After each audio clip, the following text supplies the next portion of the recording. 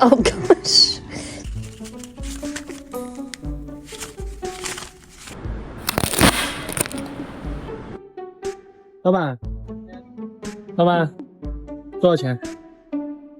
Am I interrupting something, Mittens? Hi, I had an appointment.